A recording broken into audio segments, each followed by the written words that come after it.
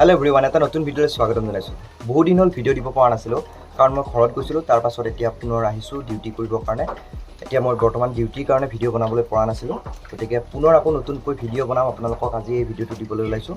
আজিৰ এই ভিডিঅ'টোত মই ক'বলৈ গৈছোঁ যে আপোনালোকে যিহেতু বৰ্তমান ৰানিং কৰি আছে, লং জাম্প কৰি আছে, বহুতৰে কি হৈছে যে ৰানিং কৰিবলৈ ইচ্ছা নোযোৱা হৈছে, লং জাম্প কৰিবলৈ ইচ্ছা নোযোৱা হৈছে বা গাৰ বিষ হৈছে। চ' তাৰ কাৰণে কি কৰিব? বৰ্তমান সময়ত যিহেতু অসম পুলিচৰ ইণ্টাৰভিউ খুব এটা তীব্ৰ গতিত চলি আছে, সকলোৱে ইণ্টাৰভিউৰ কাৰণে প্ৰস্তুতি চলাই আছে। আৰু এনে সময়ত যদি আপোনালোকৰ ইচ্ছা নোহোৱা হয়, যদি গাত বিষ থাকে, বিষৰ কাৰণে আপোনালোকে ভালকৈ ৰানিং কৰিব নোৱাৰে, আপোনালোকৰ ষ্টেমিনাটো নাথাকে বা আপোনালোকৰ মন নবহে, তেতিয়াহ'লে আপোনালোকে কি কৰিব? চ' ভিডিঅ'টোৰ সকলোখিনি ক'বলৈ গৈছোঁ, ভিডিঅ'টো সম্পূৰ্ণকৈ চাব, গোটেইখিনি কথা ভিডিঅ'টোৰ জৰিয়তে গম পাব। বন্ধুসকল চাওক, বৰ্তমান সময়ত আপোনালোকৰ এই সময়খিনি খুব ইম্পৰ্টেণ্ট হয়। এই সময়খিনিত আপোনালোকে প্ৰেক্টিছত কোনো কম কৰিব নোৱাৰে। প্ৰেক্টিছত আপোনালোকে যদি কমজুৰি কৰি দিয়ে, আপোনালোকৰ ইণ্টাৰভিউৰ কাৰণে হয়তো প্ৰব্লেম হ'ব পাৰে। গতিকে এই সময়খিনি আপোনালোকে লছ নকৰাকৈ মনটো একদম দৃঢ় কৰি লৈ আপোনালোকে প্ৰেক্টিছত নামিব লাগিব, প্ৰেক্টিছ কৰিব লাগিব। তেনে ক্ষেত্ৰত এতিয়া কি হৈছে চাওক, আপোনালোকৰ বহুতৰে গাৰ বিষ হৈছে, তাৰপাছত আপোনালোকৰ মন নবহা হৈছে। আৰু চাওক, যেতিয়া আমাৰ গাৰ বিষ থাকে অকণমান তেতিয়া আমি ৰানিং কৰিবলৈ আমাৰ মনটো নাথাকে বা আমাৰ ৰানিং কৰিবলৈ আপোনাৰ সেই জোচটো নাথাকিব। গতিকে কি কৰিব? প্ৰথম কথা হৈছে যে চাওক, আপোনালোকৰ যদি গাৰ বিষ আছে, অকণমান যদি গাৰ বিষ আছে, গাৰ বিষ কিহৰ কাৰণে হয়? আপোনালোকৰ হৈছে যে ৱাৰ্ম আপ নকৰে, বহুতেই ৱাৰ্ম আপ নকৰে, গৈছে ৰানিং কৰিছে, তাৰপিছত ঘৰলৈকে উভতি আহিছে। এইটো নহয়। আপোনালোকে প্ৰথমতে ৰানিং কৰিবলৈ যাওঁতে সদায় এটা কথা লক্ষ্য ৰাখিব যে ৰানিং কৰাৰ আগতে 15-20 মিনিট আপোনালোকে ৱাৰ্ম আপ কৰিব লাগিব। ৱাৰ্ম আপটো খুব ইম্পৰ্টেণ্ট হয়। যেতিয়া আপোনালোকে বডিটো অকণমান গৰম উঠাই ল'ব ৰানিং কৰাৰ আগত, তেতিয়াহ'লে আপোনালোকে ৰানিং কৰিলে সেই যিখিনি আপোনালোকৰ মাছল পেইন হ'ব, মাছল যিখিনি আপোনালোকৰ ডেমেজ হ'ব, ৱাৰ্ম আপ কৰাৰ ফলত আপোনালোকৰ বিষটো যথেষ্ট পৰিমাণে কম হয়। যদি ৱাৰ্ম আপ নকৰে ৰানিঙৰ আগত, তেতিয়াহ'লে বিষ হোৱাটো কম্পালচৰি। গতিকে সেইকাৰণে কি কৰিব? আপোনালোকে ৰানিং কৰাৰ আগতে সদায় ৱাৰ্ম আপ কৰিব। ৱাৰ্ম আপৰ কাৰণে আপোনালোকে প্ৰথমতে আপোনালোকৰ দেহৰ যিখিনি জইন আছে, জইনখিনি লৰাব পাৰে। তাৰপিছত আপোনালোকে অকণমান যিখিনি জঁপিওৱা ধৰণৰ যিখিনি এক্সাৰচাইজ আছে, সেইখিনি আপোনালোকে ৰেগুলাৰ কৰিব। সেইখিনি কৰিলে আপোনালোকৰ বডিটো গৰম হৈ উঠিব আৰু তাৰ পাছতহে আপোনালোকে ৰানিং কৰিবলৈ যাব।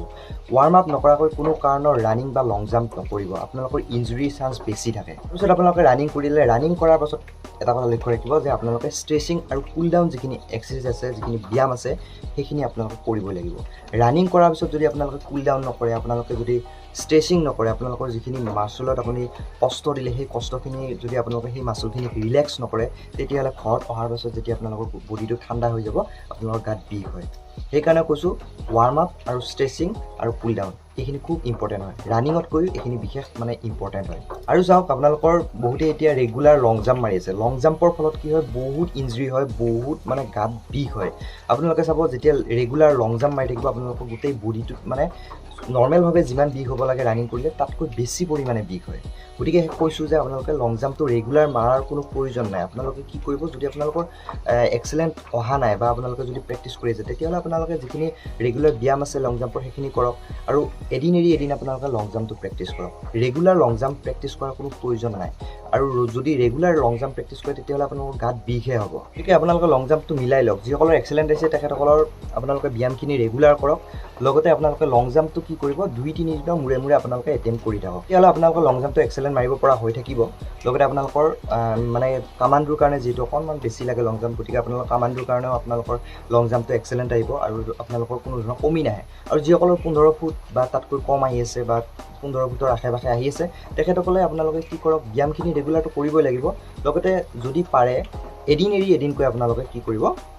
প্ৰেক্টিছ কৰিব। তেতিয়াহ'লে আপোনালোকৰ গাৰ বিষ নহয়। আৰু চাব, যেতিয়া আমাৰ গাত বিষ থাকে ন, আমি যেতিয়া ঘৰৰ পৰা ৰানিং কৰিবলৈ যাম, আমাৰ খুব ইচ্ছা নোহোৱা হৈ থাকে। আমি এনেকুৱা জঠৰ হৈ থাকিব দেহাটো, লৰাবলৈ ইচ্ছা নোযোৱা হ'ব বা তেনেকুৱা ধৰণৰ ৰানিং কৰিবলৈ একেবাৰে ইচ্ছা নোযোৱা হৈ থাকে। গতিকে এইখিনি কথা ধ্যান ৰাখিব। তেতিয়াহ'লে আপোনালোকে ৰানিং কৰিবলৈ এটা মটিভেশ্যন পাব, ৰানিং কৰিবলৈ আপোনালোকে জোচ পাব।